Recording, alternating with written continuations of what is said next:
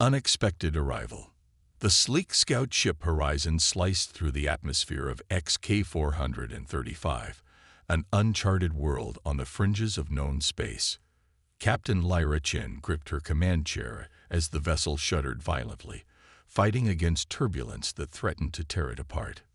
"Status report," she barked, her eyes fixed on the swirling sea of green that filled the view screen.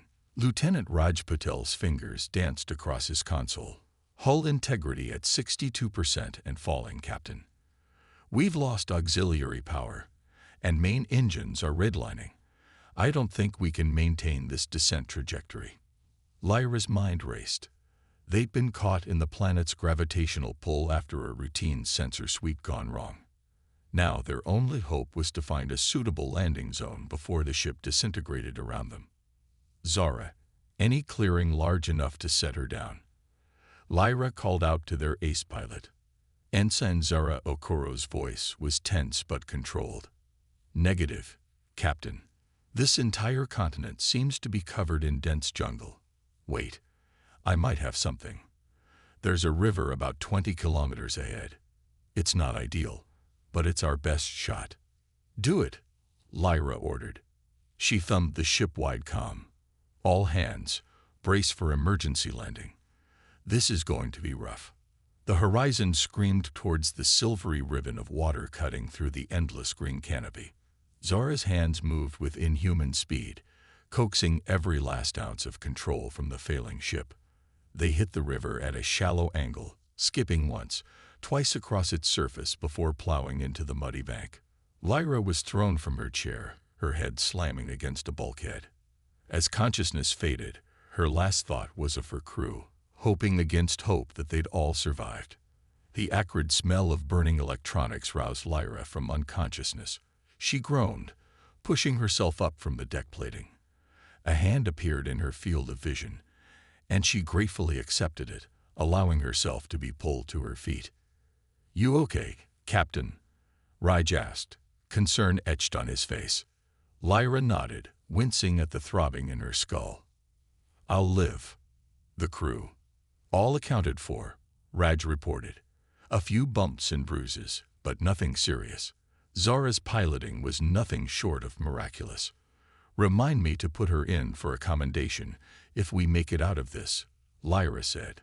She surveyed the bridge, taking in the flickering displays and sparking wires. "What's our situation?" Raj's expression darkened. "Not good. We've lost main power, and life support is running on emergency backup. Comms are down, so we can't contact Earth Command. And there's something else you need to see."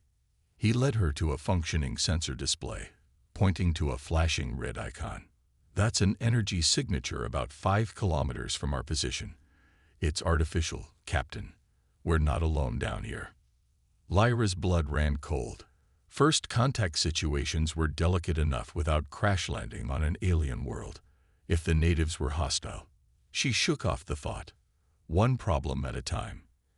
"All right, here's the plan," she announced, raising her voice so the entire bridge crew could hear. "Raj, you and Engineer Thompson focus on getting our comms back online.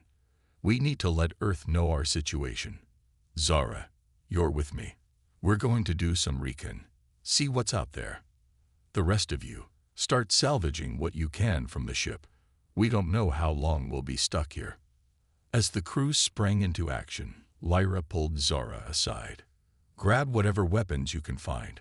With any luck, we won't need them, but I'd rather be prepared." Zara nodded grimly. "Yes, Mom."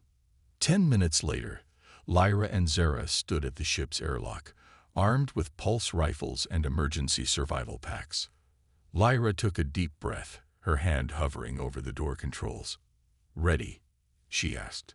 Zara gave a tight smile. "As I'll ever be, Captain." The airlock hissed open, and they stepped out into an alien world. The jungle hit them like a physical force. Hot, humid air thick with the scent of vegetation and decay enveloped them. Strange, multi-hued plants crowded the riverbank, their leaves glistening with moisture. In the distance, unfamiliar animal calls echoed through the trees. "My God," Zara whispered, It's beautiful. Lyra had to agree, but she couldn't shake the feeling that danger lurked behind every leaf and shadow. Stay alert, she cautioned. We don't know what kind of predators might be out here. They moved cautiously away from the crash site, using a portable scanner to guide them towards the energy signature. The jungle grew denser as they progressed, forcing them to hack through vines and underbrush with survival knives. After an hour of slow progress, they emerged into a small clearing. Lyra held up a hand, signaling Zara to stop. In the center of the clearing stood a metal obelisk about 3 meters tall, covered in strange, swirling symbols. Is that alien writing? Zara asked, her voice hushed with awe. Lyra approached the obelisk carefully, her scanner held out before her.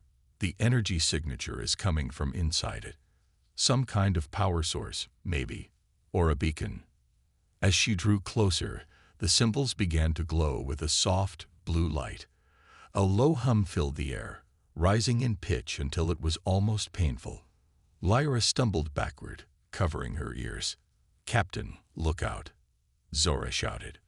Lyra spun around to see a massive shape emerge from the jungle. It was vaguely humanoid, but easily 3 meters tall, with mottled green and brown skin that blended perfectly with the surrounding foliage. 4 arms ended in wickedly curved claws, and its elongated head bore multiple sets of eyes that fixed on the humans with predatory intensity. "Run," Lyra yelled, raising her pulse rifle and firing a burst at the creature. The energy bolts splashed harmlessly against its hide, and it let out a bone-chilling roar. They sprinted back the way they came, crashing through the underbrush with reckless abandon. Lyra could hear the creature pursuing them, its heavy footfalls shaking the ground. Her lungs burned as she gasped for air in the oppressive humidity. Suddenly, the ground gave way beneath Lyra's feet. She found herself tumbling down a steep slope, branches and vines whipping at her face. She came to a stop at the bottom, dazed and disoriented. "Captain," Zora's voice came from somewhere above. "Are you all right?" Lyra struggled to her feet, wincing at a sharp pain in her ankle. "I'm okay," she called back. "Just twisted my ankle." "Where are you?" "Up here, about 10 meters above you. I don't see the creature, but I hear it moving around up top. I think it's too big to follow us down here." Lyra looked around, her eyes adjusting to the gloom. They were in some kind of ravine, its walls dripping with phosphorescent moss that cast an eerie blue glow. "Can you make it down safely?" she asked. "I think so," Zara replied. "There's a path that looks like it winds down. Give me a minute." As Lyra waited for Zara to descend, she became aware of a faint scratching sound coming from deeper in the ravine. She raised her rifle, peering into the darkness. A pair of luminous eyes blinked back at her. Lyra's finger tightened on the trigger, but she held her fire. The eyes didn't belong to the massive creature that had chased them. They were smaller, and there was an intelligence in them that gave her pause. Slowly, a figure emerged from the shadows. It was bipedal, standing just over 1 meter tall, with a slender build and elongated limbs. Its skin was a pale blue, almost translucent, and seemed to shimmer in the phosphorescent light. The being's large, almond-shaped eyes regarded Lyra with a mixture of curiosity and wariness. "Hello," Lyra said softly, lowering her weapon. "We mean you no harm." The creature cocked its head to one side, then made a series of rapid clicking sounds with its mouth. It took a hesitant step forward, one hand outstretched. "Captain," Zora's voice drifted down from above. "I'm almost there. What's going on?" "We've got company," Lyra replied, not taking her eyes off the alien. "Friendly, I think." "At least I hope so." The being's attention snapped to Zora as she carefully made her way down the slope. It let out a high-pitched whistle, and suddenly the ravine was alive with movement. Dozens of the small aliens emerged from hidden crevices and burrows, surrounding the 2 humans. "Oh boy," Zora muttered as she reached Lyra's side. "What now, Captain?" Lyra took a deep breath, then slowly knelt down to put herself at eye level with the aliens. She spread her hands in what she hoped was a universal gesture of peace. "We crashed on your world," she said clearly, knowing they couldn't understand her words, but hoping her tone would convey her meaning. "We need help. Can you help us?" The lead alien studied her for a long moment, then turned to its companions.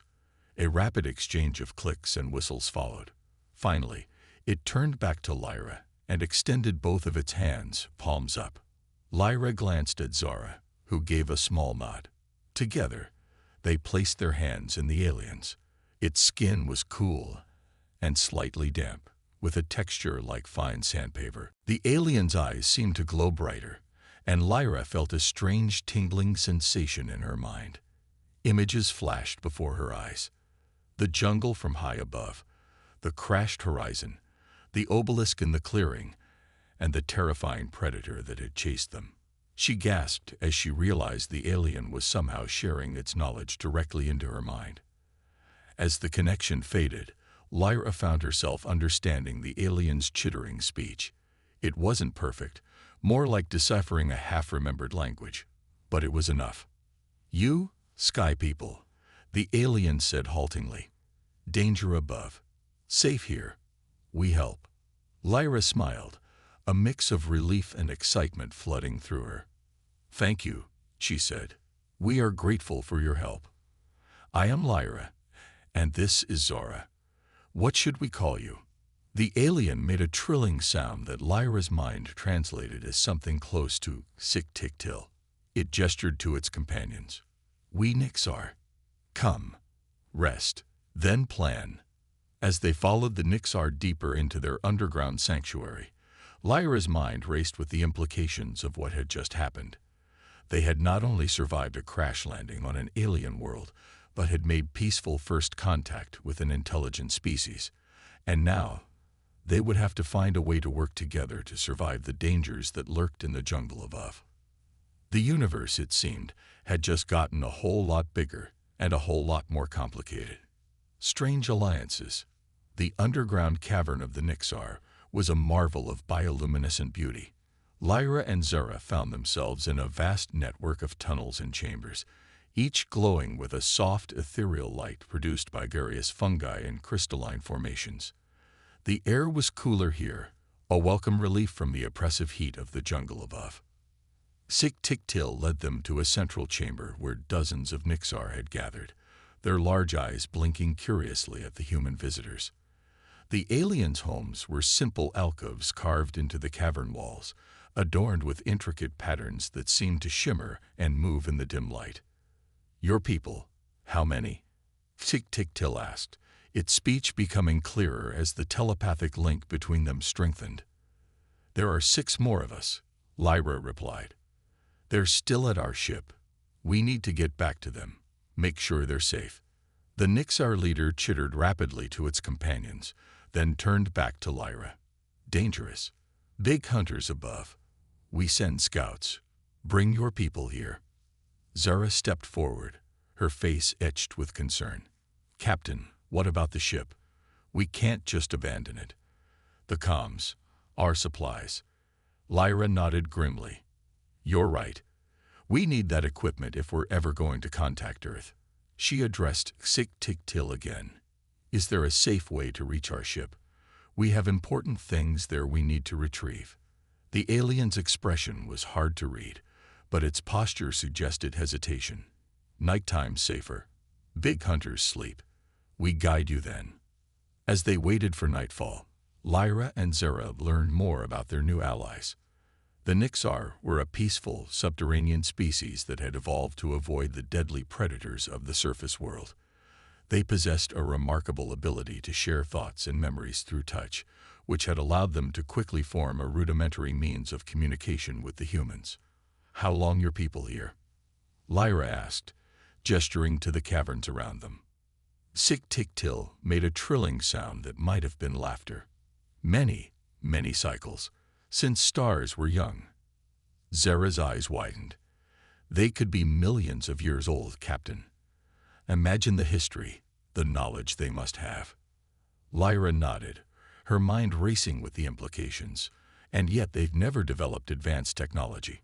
I wonder why." As if in answer to her question, A distant rumble shook the cavern. Dust and small rocks fell from the ceiling, and the Nixar huddled together, their eyes wide with fear. What was that? Zara asked, her hand instinctively moving to her weapon. Tick-Tick-Till's voice was somber. Reason we stay hidden. Reason we no build, no dig deep. It gestured for them to follow, leading them to a small viewing port carved into the cavern wall. Lyra and Zara peered through the opening, and what they saw took their breath away. Far below, in a massive underground chasm, a colossal creature moved through a sea of magma. It was serpentine, with a body that must have been hundreds of meters long, covered in overlapping plates of what looked like living metal. As it swam through the molten rock, the ground trembled with each undulation of its massive form. Great worm, Tick-Tick-Till explained. Many beneath surface. Destroy all in path. We stay quiet, stay small. Survive. Lyra stepped back from the viewport, her mind reeling. The jungle above was deadly enough. But this was beyond anything she could have imagined. How could they hope to survive, let alone establish a long-term presence on this world, with such monstrous creatures lurking beneath their feet? As night fell on the alien world, Lyra, Zara, and a small group of Nixar scouts made their way back to the surface. The jungle was transformed in the darkness, with bioluminescent plants casting an eerie glow over the landscape. Strange, nocturnal creatures called out in the distance, their cries sending shivers down Lyra's spine. They moved silently through the underbrush, guided by the Nixar's intimate knowledge of the terrain. As they approached the crash site, Lyra's heart sank. The horizon's hull was buckled and scarred, with tendrils of alien vegetation already beginning to creep over its surface. "Oh no," Zara whispered. "Where is everyone?" Lyra raised her hand for silence, straining her ears. A faint sound caught her attention. Voices coming from inside the ship. She approached cautiously, signaling for the others to stay back. "This is Captain Chen," she called out. "Is anyone there?" There was a moment of tense silence. Then a hatch slid open with a hiss of hydraulics. Raj's face appeared, haggard but relieved. "Captain, thank God you're alive. We thought, when you didn't come back, we ran into some trouble," Lyra explained quickly. "But we've made some friends. Is everyone okay?" Raj nodded. "We're all here. We've been trying to get the comms back online, but no luck so far. And Captain, there's something else you need to see." He led them into the ship, where the rest of the crew was gathered around a makeshift holographic display. Engineer Thompson looked up as they entered, his face grim. "Captain, we've got a big problem," he said without preamble. "The crash damaged our antimatter containment field. We got maybe 48 hours before it fails completely." Lyra felt the blood drain from her face. "And when it does," Thompson's voice was barely above a whisper, "we're talking about an explosion that could take out half the continent, maybe more." A heavy silence fell over the group. Lyra's mind raced, trying to process the magnitude of the threat. They couldn't just abandon the ship. The explosion would devastate this world, possibly wiping out the Nixar and countless other species. But they had no way to repair the containment field with the limited resources at hand. Tick-Tick-Till, who had been observing silently, stepped forward. It placed a hand on Lyra's arm, and suddenly her mind was filled with images. The metal obelisk in the clearing, pulsing with energy. Underground chambers filled with advanced machinery. And glimpses of tall, elegant beings that looked nothing like the Nixar. As the vision faded, Tick-Tick-Till spoke. "Old ones came before, left machines, left power, maybe help." Lyra turned to her crew, a spark of hope igniting in her chest. "All right, people, we've got a new mission.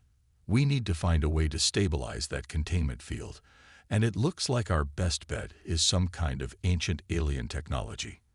Raj, you and Thompson start prepping the antimatter core for transport. Zara, you're with me. We're going back to that obelisk." As the crew sprang into action, Lyra couldn't help but marvel at the strange twist of fate that had brought them here. They had come to this world as explorers, but now found themselves in a desperate race against time, relying on the help of one alien species to unlock the secrets of another. The jungle night pulsed with hidden dangers as they made their way back to the clearing. The obelisk stood as they had left it, its symbols glowing faintly in the darkness. Lyra approached it cautiously, remembering the reaction it had had to her presence before. "Any ideas on how to activate it?" she asked Sik-Tik-Til. The Nixar made a chittering sound of uncertainty. "Old One's magic. We no use. But you," it gestured to Lyra's hand. "You make glow before. Try again." Lyra took a deep breath and placed her palm against the cool metal surface of the obelisk. For a moment, nothing happened. Then, with a low hum, the symbols began to pulse with increasing brightness. The ground beneath their feet trembled, and Lyra stumbled back as the obelisk slowly sank into the earth, revealing the hidden stairway leading down into darkness. Zara let out a low whistle. "Well, that's not ominous at all." Lyra checked her weapon and activated her wrist-mounted flashlight. "Stay close," she ordered. "We don't know what we're walking into down there." As they descended the ancient stairway, the air grew cooler and filled with the scent of ozone. The walls were lined with the same glowing symbols as the obelisk, pulsing gently as if alive. At the bottom, they found themselves in a vast chamber that took their breath away. Rows of sleek alien machines lined the walls, their surfaces unmarred by the passage of time. In the center of the room stood a pillar of swirling energy, casting a soft blue light over everything. "This is incredible," Zara breathed, her eyes wide with wonder. "This technology, it must be thousands, maybe millions of years old." Lyra nodded, her mind racing with possibilities. "The question is, can we use it to save our ship and this planet?" As if in response to her words, a holographic interface flickered to life before them.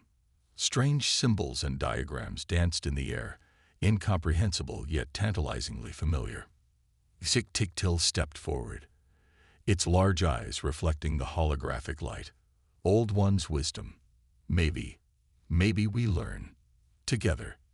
Lyra smiled grimly, keenly aware of the ticking clock. They had less than 2 days to decipher an alien language, understand advanced technology beyond their comprehension, and find a way to stabilize a failing antimatter containment field. It was an impossible task, but as she looked at the determination on Zora's face, the curiosity in Sik-Tik-Til's eyes, and thought of her crew working tirelessly above, Lyra felt a surge of hope. Humanity had come this far by doing the impossible. It was time to prove once again why they deserved their place among the stars. "All right," she said, rolling up her sleeves. "Let's get to work." Technological ingenuity. The ancient alien control room hummed with energy as Lyra, Zara, and Sik-Tik-Til worked feverishly to unravel its secrets. Holographic displays flickered and danced around them, a cryptic ballet of symbols and diagrams that held the key to their survival. "This is impossible," Zara muttered, rubbing her tired eyes. They had been at it for hours, making frustratingly little progress. "These symbols, they're like nothing I've ever seen. How are we supposed to decipher an entire alien language in less than 2 days?" Lyra's face was set in grim determination. "We don't have a choice. If we can't figure this out, it's not just us who'll pay the price." She glanced at Sik-Tik-Til, who was studying the holograms with intense concentration. "Any insights from your people's legends about the Old Ones?" The Nixar made a trilling sound of frustration. "Stories say Old Ones wise, powerful, come from stars, like you. But why leave? Why abandon machines? No." As they spoke, one of the holographic displays suddenly shifted, zooming in on a particular set of symbols. Lyra leaned in, her eyes narrowing. "Wait a second. Zara, does this look familiar to you?" Zara joined her, studying the pattern. Her eyes widened in recognition. "It's similar to the decay pattern of unstable isotopes. But it's not quite right. Because it's not about radioactive decay, Lyra breathed, excitement building in her voice. It's about antimatter containment. They must have used similar technology to power their ships or stations. With this breakthrough, the team redoubled their efforts. They began to recognize patterns in the alien language, correlating symbols with known scientific principles.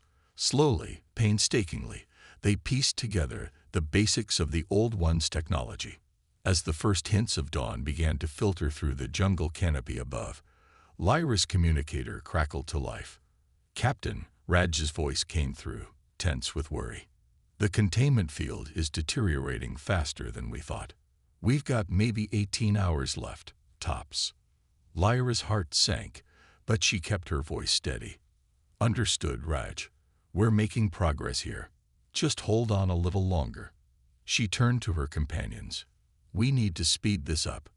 Sik-Tik-Til, is there any way you can use your telepathic abilities to help us understand this faster?"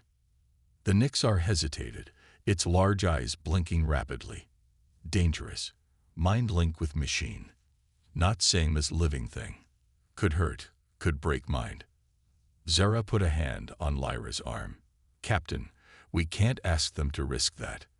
There has to be another way." Lyra was about to agree when a thought struck her. "Wait, what if we combined our approaches? Sik-Tik-Til, you said your people have been here since the stars were young. You must have observed the Old Ones, even if you didn't understand their technology. If you could share those memories with us, maybe we could correlate them with what we're seeing here." Sik-Tik-Til considered for a moment, then nodded. "Yes, can try. But careful. Many memories, very old, overwhelming." They formed a circle, hands linked. As Sik-Tik-Til initiated the telepathic connection, Lyra and Zara gasped in unison. Their minds were flooded with images. Vast ships descending from the stars, tall, ethereal beings constructing massive structures that dwarfed the jungle, flashes of a terrible war that scorched the sky, and through it all, glimpses of the technology they sought. Antimatter reactors powering entire cities, containment fields that could withstand the fury of a dying star, and the principles behind it all, encoded in the very symbols that surrounded them now. As the vision faded, Lyra staggered, her head spinning, but her eyes were alight with newfound understanding. "That's it. I think I've got it." She rushed to the central console, her fingers flying over the alien controls with newfound confidence. The holographic displays shifted and coalesced, forming a schematic that looked remarkably similar to the Horizon's antimatter core. Lyra manipulated the image, making adjustments based on her new knowledge. "Zara, look at this," she called out. "If we reconfigure the containment field to use these principles, we should be able to stabilize it indefinitely." Zara studied the display, her expression moving from confusion to awe. "This is incredible. It's at least a century beyond our current technology. Maybe more.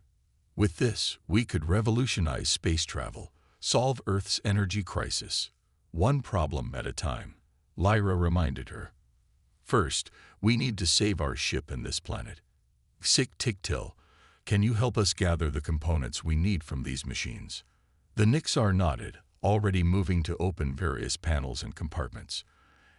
As they worked, Lyra couldn't help but marvel at the strange twist of fate that had brought them here. They had come seeking new worlds to explore, and instead found themselves learning from ancient alien technology and a species that had lived in its shadow for eons.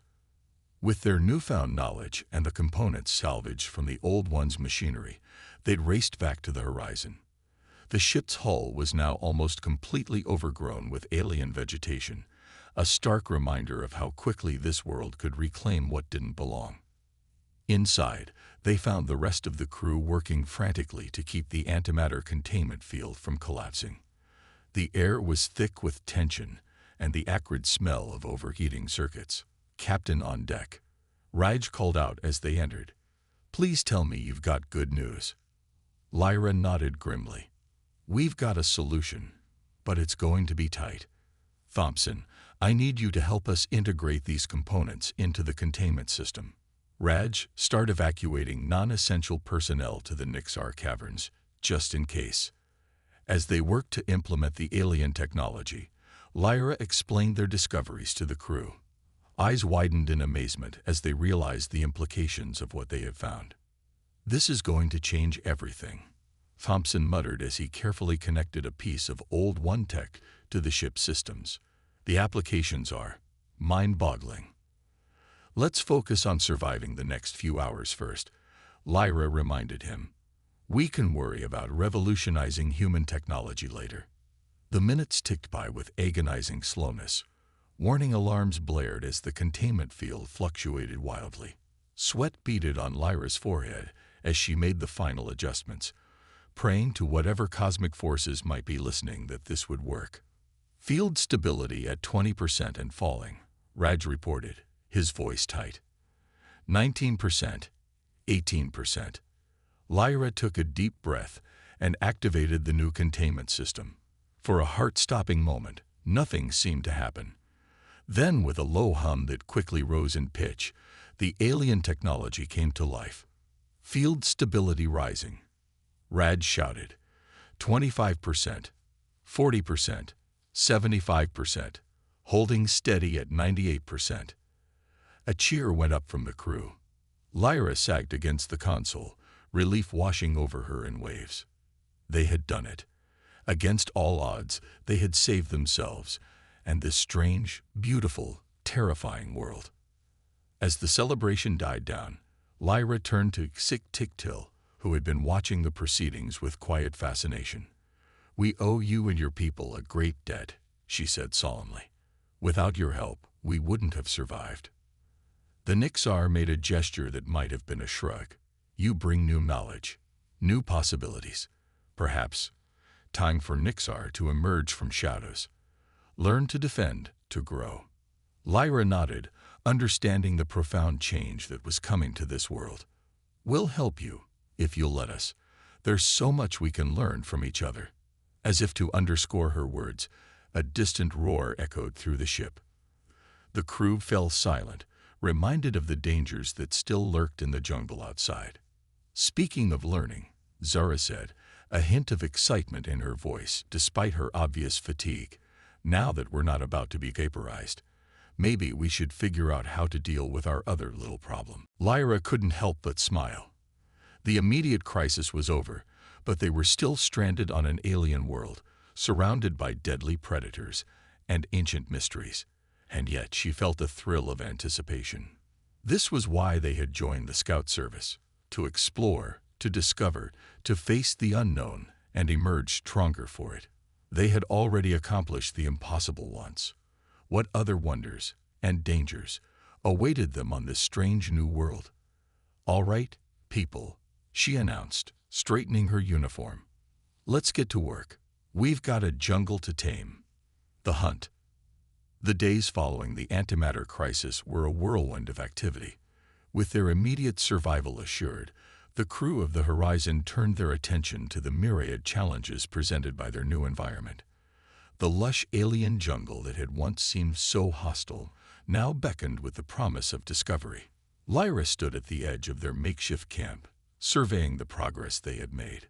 The crash site had been transformed into a fortified base of operations, with the Horizon at its center.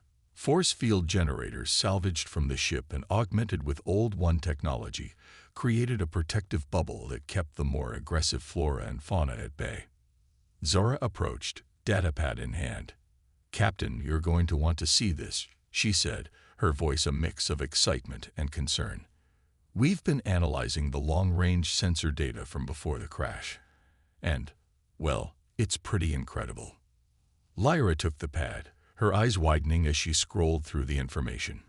"Is this accurate? An entire network of those obelisks, spread across the continent."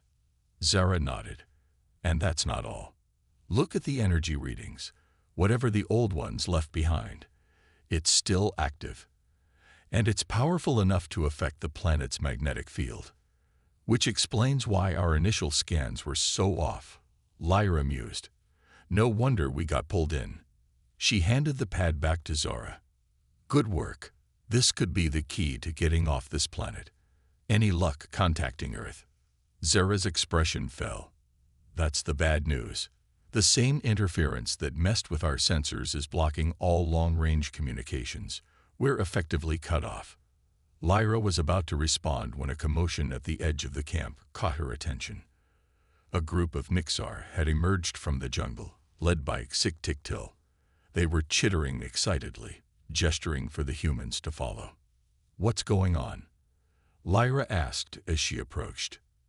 Xik-Tik-Til's large eyes were wide with a mixture of fear and excitement. "Big hunter. Very big. Coming this way. Must see." Lyra felt a chill run down her spine. She turned to Zora. "Grab Raj and Thompson, and bring the heavy weapons, just in case." As they followed the Nixar through the dense undergrowth, Lyra couldn't shake a feeling of unease. They had encountered numerous dangerous creatures since their arrival, but something in Xik-Tik-Til's demeanor suggested this was different. They emerged onto a rocky outcropping that provided a clear view of the valley below. At first, Lyra saw nothing out of the ordinary. Then, the jungle canopy began to sway in part, as if making way for, "Oh my God," Zora whispered. A creature of truly titanic proportions lumbered into view. It was vaguely reptilian in appearance, but unlike anything Earth had ever produced. Its body was easily the size of a small starship, supported by 6 tree-trunk-like legs. A long, sinuous neck supported a head bristling with sensors, and what looked unsettlingly like weapon emplacements. "That's not an animal," Raj said, his voice filled with awe. "That's a war machine." Lyra nodded grimly. A leftover from whatever conflict caused the old ones to abandon this world. She turned to Xik-Tik-Til. "Has your people ever encountered one of these before?" The Nixar shook its head. "Stories only. Great destroyers. Wake rarely. Hunger. Endless." As if on cue, the colossal machine let out a roar that shook the very ground beneath their feet. It turned its massive head, sensors scanning the landscape. With horror, Lyra realized it was moving directly towards their camp. "We need to stop that thing," she said, her mind racing. "If it reaches the horizon, we'll lose everything we've worked for." "Stop it," Thompson exclaimed. "With what? Our weapons would barely scratch it." Lyra's eyes narrowed as she studied the behemoth. "Maybe we don't need to destroy it. Look at its movements, the way it's scanning. It's looking for something specific." "Energy signatures," Zara said, realization dawning. "It must be programmed to seek out and destroy any advanced technology it doesn't recognize as its own." "So we give it a target," Lyra said. "Something big enough to draw its attention away from our camp." She turned to Xik-Tik-Til. "The obelisk where we found the old one's docility. How far is it from here?" The Nixar considered for a moment. "Not far, but dangerous. Big hunter between us and there." Lyra nodded, a plan forming in her mind. "All right, listen up. Here's what we're going to do." The next few hours were a blur of frantic activity. While Raj and Thompson worked to modify one of their spare power cells into a makeshift beacon, Lyra led a small team to set up a series of distractions along the war machine's path. As night fell, they put their plan into action. Zara activated the beacon, sending out a powerful energy pulse that immediately caught the behemoth's attention. It turned ponderously, changing course to investigate the new signal. "It's working," Zara called out. "It's heading for the obelisk." But their elation was short-lived. As the war machine approached the first of their distractions, a cluster of overcharged power cells, it paused. With terrifying speed, a series of smaller drones detached from its body, swarming towards the energy source. "It's smarter than we thought," Lyra muttered. Zara increased the beacon's output. "We need to make it too tempting to ignore." As Zara complied, the drones suddenly changed direction, zeroing in on their position. Lyra raised her weapon, knowing it would do little good against the advanced machines. That's when the unexpected happened. From the undergrowth erupted a swarm of Nixar, armed with crude but effective weapons cobbled together from old one-tech and jumble materials. They engaged the drones with surprising effectiveness, their small size and knowledge of the terrain giving them an advantage. Tic-Tic-Till appeared at Lyra's side. "We help. You run. Draw Big Hunter away." Lyra wanted to argue, to say they couldn't ask the Nixar to take such a risk, but there was no time. She nodded gratefully and signaled for her team to move out. They ran through the jungle, the beacon pulsing with increasing intensity. Behind them, they could hear the war machine's thunderous footsteps growing closer. The ground shook with each impact, trees toppling in its wake. Just when it seemed they couldn't run any further, they burst into the clearing containing the obelisk. Lyra sprinted for the hidden entrance, praying it would open for them again. As if sensing their desperation, the ground began to shift. The obelisk sank into the earth, revealing the stairway to the Old One's facility. They dove inside just as the war machine crashed through the tree line. For a moment, all was silent save for their ragged breathing. Then, with a sound like tearing metal, the ceiling above them began to buckle. "It's trying to dig us out," Thompson yelled. Lyra's mind raced. They were trapped, with tons of ancient alien war machine bearing down on them. But they were also surrounded by some of the most advanced technology in the galaxy. There had to be a way. Her eyes fell on a control panel near the base of the stairs, its symbols now familiar thanks to their earlier efforts. Without fully understanding why, she placed her hand on it and focused her thoughts on one simple command: defend. The facility came to life around them. Holographic displays flickered into existence, showing the war machine above in startling detail. A deep thrumming filled the air, and suddenly, beams of energy lanced up from hidden emplacements around the obelisk. The war machine staggered back, caught off guard by the sudden counterattack. It let out a roar of defiance and brought its own weapons to bear. The jungle erupted in chaos as two pieces of ancient, unimaginably powerful technology clashed. Lyra and her team huddled in the relative safety of the underground facility, watching in awe as the battle raged above. The war machine was terrifyingly powerful, but the obelisk's defenses were holding. After what felt like hours but was likely only minutes, a final, massive energy pulse from the obelisk struck the behemoth squarely in what appeared to be its central processor. The war machine froze, then slowly, ponderously, toppled backwards. The ground shook with the impact of its fall. And then, silence. Cautiously, they emerged from their shelter. The clearing was a scene of utter devastation. Trees flattened and earth scorched. But in the center lay their fallen foe, its massive form already being reclaimed by the relentless jungle. As the adrenaline of the moment faded, Lyra felt a wave of exhaustion wash over her. But there was also a sense of triumph, of having faced an impossible challenge and emerged victorious. Tic-Tic-Till and a group of Nixar emerged from the tree line, looking battered but alive. The alien's eyes were wide with a new respect as it regarded Lyra and her team. "You wake Old One's guardians," it said, gesturing to the obelisk. "Save us all. Perhaps time for Nixar to learn new ways. To stand tall, like you." Lyra smiled, feeling the weight of this new responsibility. They had come to this world as explorers and found themselves becoming teachers, protectors, and perhaps something more. As they made their way back to camp, Lyra's mind was already turning to the future. They were still stranded, still surrounded by dangers. But they had allies now, both in the Nixar and in the remnants of the Old One's technology. With ingenuity, courage, and a little bit of luck, they might not only survive but thrive on this alien world. The jungle had tested them, nearly broken them, but humanity had proven once again that it could adapt, overcome, and find a way forward, no matter the odds. Rescue and reflection. Months had passed since the defeat of the giant war machine, and the landscape around the horizon's crash site had transformed dramatically. What had once been a hastily fortified camp was now a thriving settlement, a unique blend of human ingenuity and Nixar adaptation. Captain Lyra Chen stood atop a newly constructed observation tower, surveying the fruits of their labor. Solar panels salvaged from the ship and augmented with Old One technology provided power to a perimeter of defense turrets. Gardens flourished with a mix of earth crops and carefully cultivated native plants, their bounty supplementing the crew's dwindling supplies. But most impressive was the change in the Nixar themselves.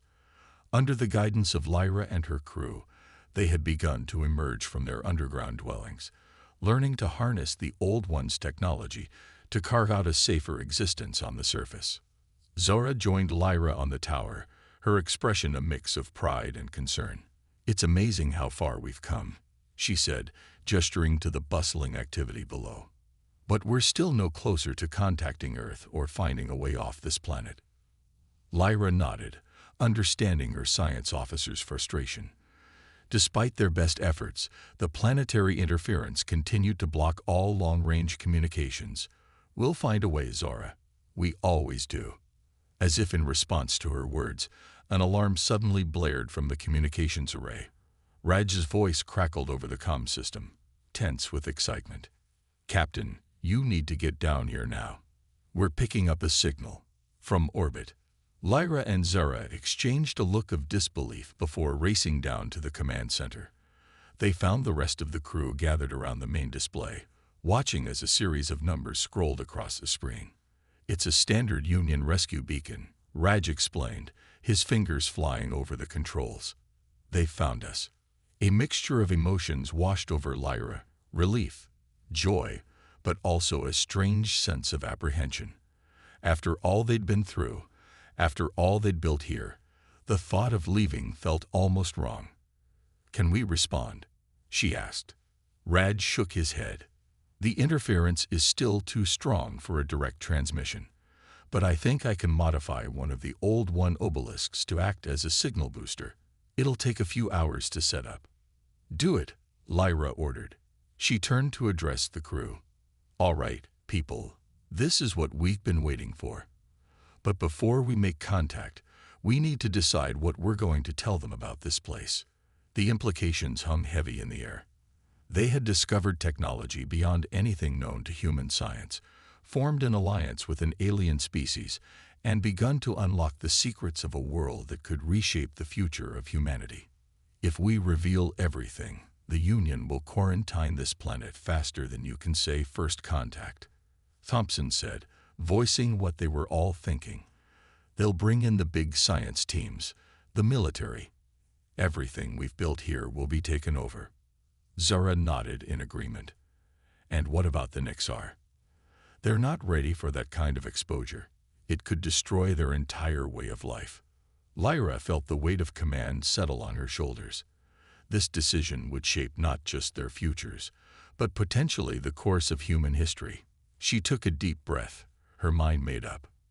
"We tell them the basics," she said firmly.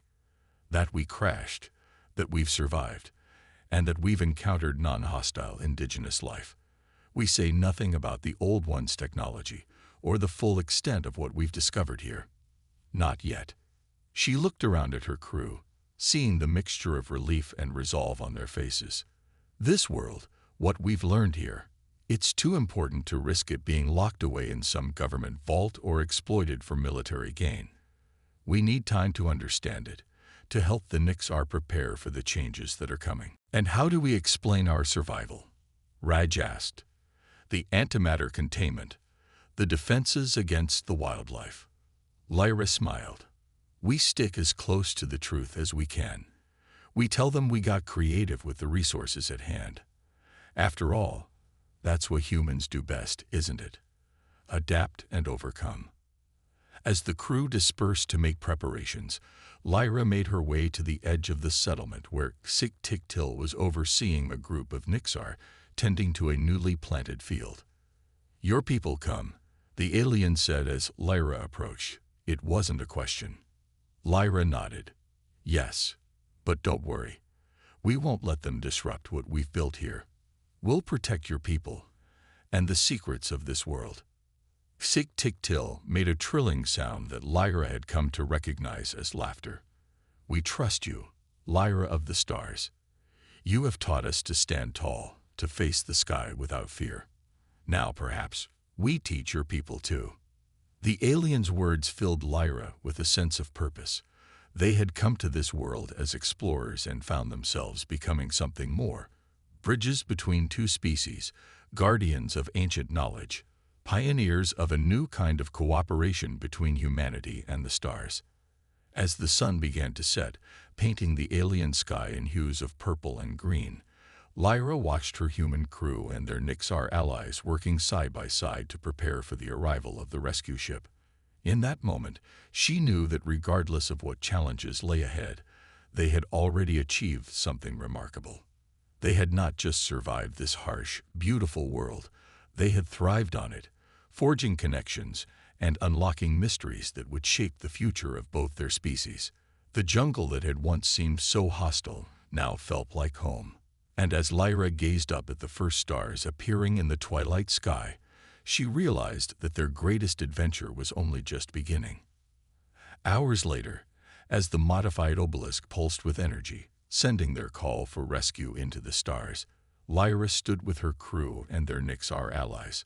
Whatever came next, they would face it together, humans and aliens, united by their shared experience and the wonders they had uncovered.